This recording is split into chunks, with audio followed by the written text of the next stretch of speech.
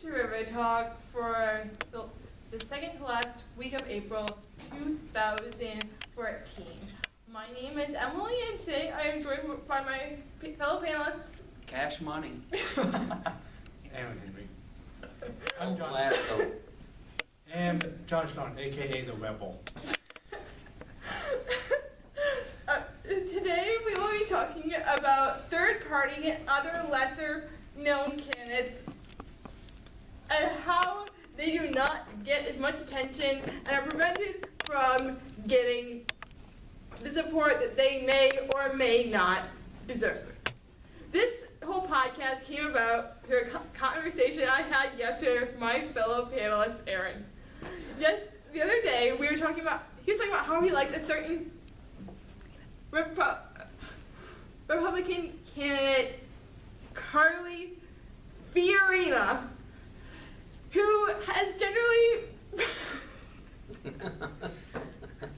been discounted by the major news sources, everything from ABC, NBC, PBS, CBS, and maybe Fox has been covering her, and then I've seen a few articles on the Washington Post and Huffington Post about her. But that got me thinking, she may be on the so-called fringe of the Republican Party, but how many other candidates, how many other potentially great ideas are we ignoring by not paying attention to her? I mean, the Republican Party this year has limited the debates to only candidates polling above a certain average. I think it was probably after the 2012 debacle where they would have, where Rick Perry famously forgot his fifth part meant that he wanted to eliminate as president. Why don't we give these parties, the third parties, such as Green, Libertarian, and Constitutionalists, as well as several others, the attention they deserve here on this panel, and possibly try to discuss why they don't get as much attention as they may deserve. Do you want to start, Ryan? Sure. I think you answered the question. CNN, NBC, ABC, Fox, and all that is the major media. Mm-hmm. And frankly, they don't give a rat's behind about any kind of third-party thing. The last third-party candidate that made any waves was Ross Perot. And no one can dispute that. No one else has been on the stage before. You can talk about, the Green Party, the Libertarian Party, the El Blasio Party, and the Constitutionalist Party, and as well all the other candidates. But really, if the money talks, Jeb Bush and Hillary Clinton, that's what you're going to get. But what is the solution? I mean, we always have a problem, but what we need to do is point out a solution, whatever we think would be proactive and something that would actually push the envelope for people who don't get the chance to get on the major media bandwagon, okay? What do they need to do? Well, the solution is actually fairly obvious at this point, but getting to that solution is not. The solution is to switch to a proportional system and get money out of politics, which both are good solutions, but neither of them probably have a chance about getting through anytime soon, or at least not without major difficulties. You see, because we have money in politics and we have a huge corporate establishment that favors this corporate puppet show we call elections and major parties, we get limited choices. Oftentimes, these more fringe elements that get less attention have legitimately good ideas that threaten the establishment. So that's why they don't get reported. Also, the fact that we are saying fringe kind of denotes that they are crazy, which many of them are not. And many of the candidates that are supposedly establishment, actually are. Like Rick Perry, former governor of Texas, yeah, he seems more crazy than any of the other Republican so-called fringe candidates that were running in 2012, in my opinion. Also, didn't he get arrested for No. No, Oh. someone else. Oh, wait, he turned himself in.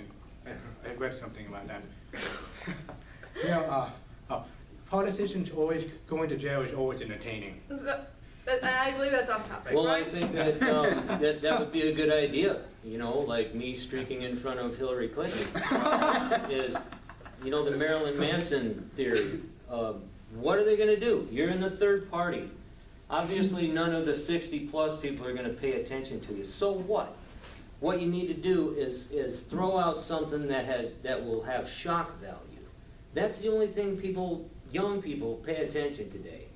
I mean, we're all sitting here with our big brains and everything like that, but the regular person sitting there watching The Voice, you know, come on, what's gonna titillate them to figure out that there's more than Republican, Democrat, Democrat, Republican? It sounds like, you know, what's his face on the radio there? You know, it's a bunch of nonsense. I think one of the things that I've seen, especially after the 2000 election, Bush versus Gore, you said Ross Perot was the last major candidate to get a lot of attention. And he did swing part of the Republican vote away from Bush in 1992, causing Bush to lose the election to William Clinton.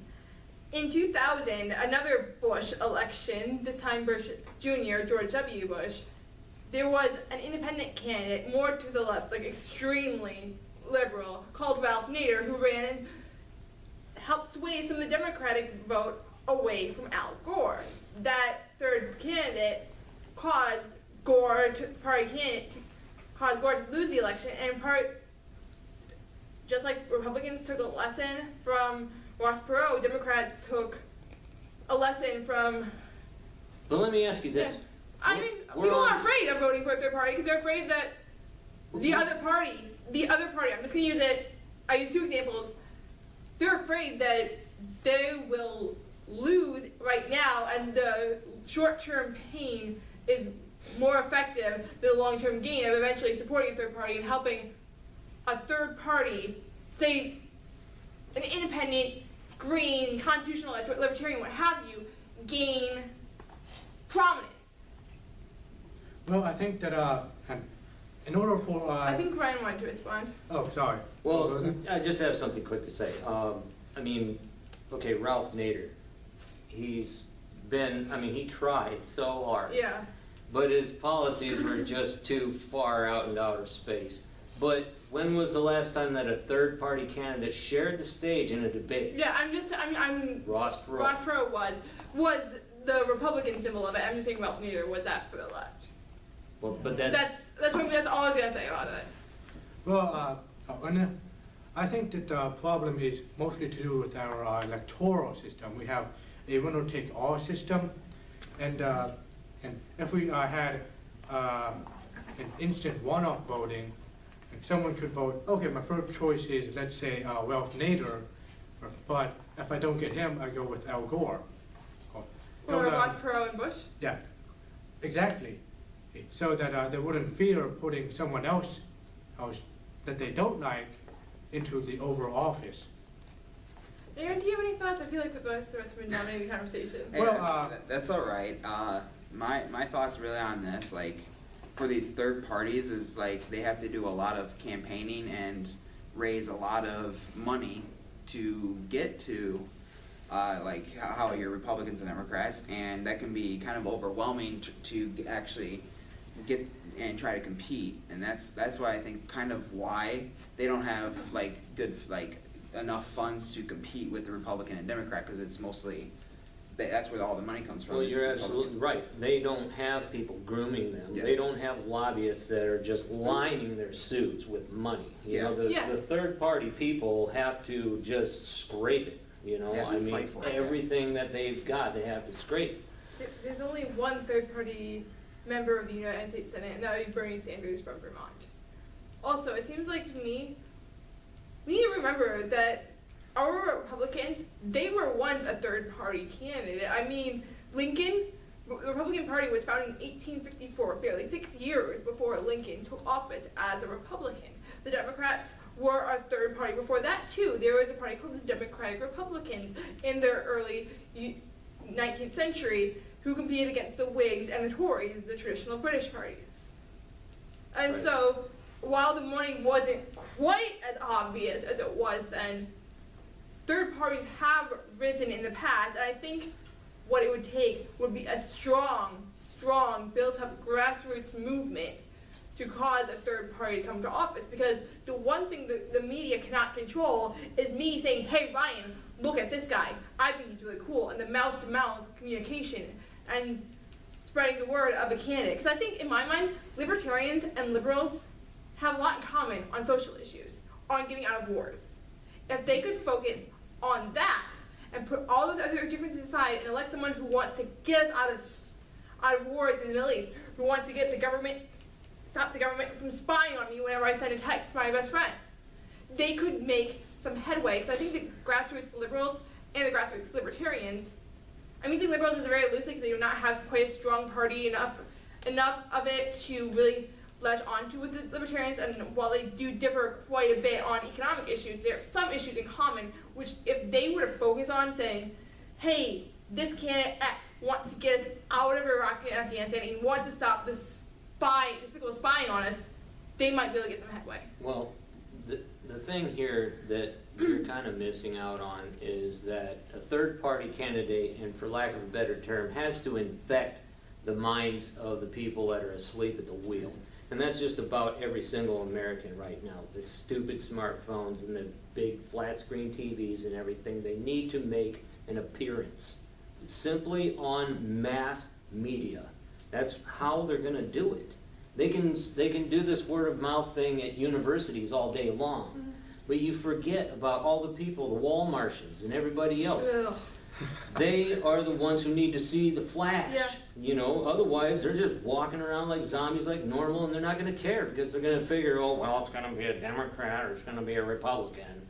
And it seems like the majority of Americans don't even vote.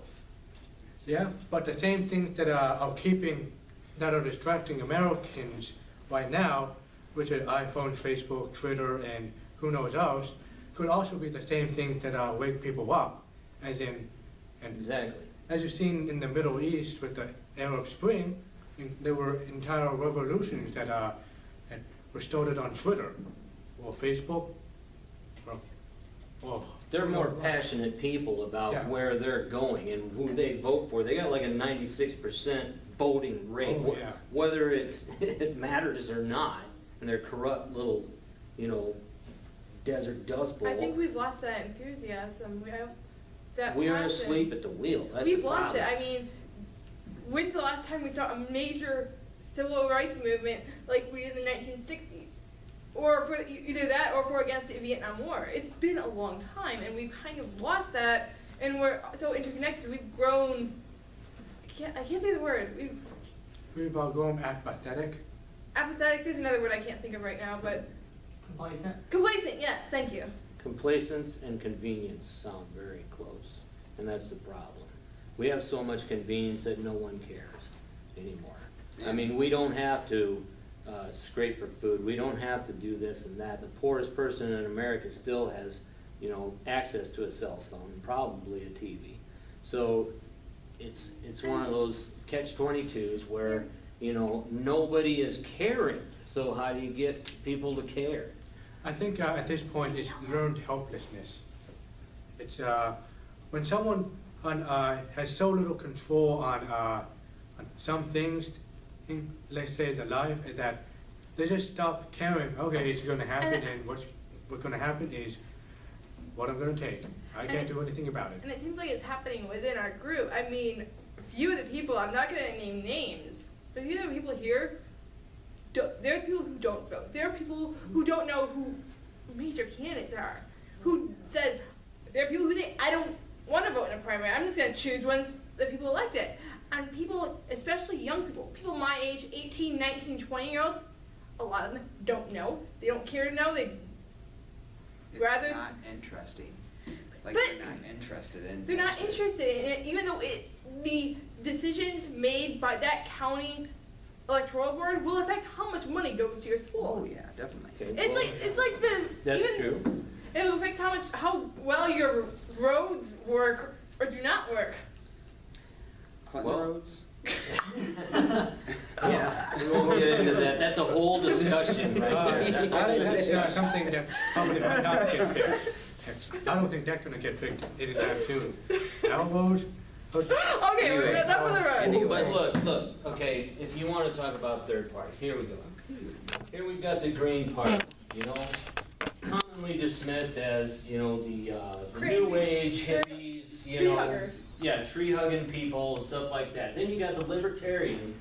Don't tread on me, man. I got my guns and I got everything else, and the government will not come for me. So it's this anti-government kind of sentiment and absolute Anti-government freedom, voices. which means anarchy. We're not having that. The old Blasco party, that's gonna happen out in, you know, Yosemite, like I said, over the super volcano. It's gonna get the party started. And then we have these constitutionalists. I don't know who they are, and I've never heard of them before, but we the people, here we go, of the United States, and yada, yada, yada. But who's the big names? Nobody. Those There's no big Enemies. Do you know one? And Ralph Nader, right here. Okay, I've heard of him for years, Ron but what Paul? has he done? Nothing. But once Former again- Republican Representative Ron Paul, he did win second in the 2012 Iowa caucuses. However, the biggest thing he has done is launch his son Rand Paul, a current presidential candidate, into politics, and Rand Paul is just as bad as the establishment Republicans. Once again. I think he diluted his views down too much. Exactly. I'd have more respect for him if he was more like his father. We have a comment from one of our I would- esteemed panelists who's not involved today. So, I mean, none of the third-party candidates have done anything. We all agree upon that, right? Nothing spectacular. They haven't Right. done- Except for Bernie Sanders, who has What run. can they do though? Yeah, They that's don't my have question. Is it their this. fault, or is They it don't because they have can't get financing? The Green. It's they our don't fault. have this. It's the Like, people the voting. third people parties Yeah. don't have the money to do anything. So like I really. said earlier, they don't They have can't- a they lot can't of, do they anything. don't All they have, do is by you know, mouth, and big who's gonna listen? multinational corporations to throw money at. Do people voting have more power than money in today's election system? What do you guys think? But once I again, don't- Votes over advertisement, money, which one? advertisement's gonna I get the think- voters. I think, Well, I think, that's I think it's a this. bit, I think it's a Again. cycle. I think it's a cycle. Like Aaron said, money talks. However, even with the super PACs that outnumbered Obama's spending dollars in 2012, he still managed to win, and a lot of that was in large part due to his grassroots, people on the ground, coming to neighborhoods, knocking on doors, and that campaign is still relevant. And if the third parties could do a better grounding, or even lesser known candidates like Carly Fiorina, who is coming to DeWitt, Iowa tomorrow, I'm gonna be there. if they want to win, they have to use very well concentrated strategic grounding and work from the local level up. Any last thoughts? Aaron, we'll start with you and then go around the table. I'm gonna go back to third parties and how, you know, they can't really advertise because they don't have this money. They don't have money, so how are they gonna get their name out? That's my thing. Well, I think that we need to change the system, both give money out of politics, and to change how elections are kind of done. Also, it wouldn't hurt to kind of do stuff we need to work towards that. That's why we have this wolf pack that want to get money out of politics. We have 99 Wide Ryan? protesting. If I had enough money to buy just a spot on the commercials in the Super Bowl, and I said, "Hail Satan," you know how many people would actually pay attention to that and see me as a, you know, somebody who runs? That's what it takes. That's all it takes. If you're a third-party guy, you gotta get out there and make your face known. And All right. Yeah. Thank you guys so much for being on the panel. I really appreciate all of it. We've had a very lively discussion today. Oh yeah. Thank you all for watching at home. Thank you to Joe for asking a question. We'll see you next week. Average Super Bowl commercial is now $4.5 million. Yeah. I'm working on Money it. talks.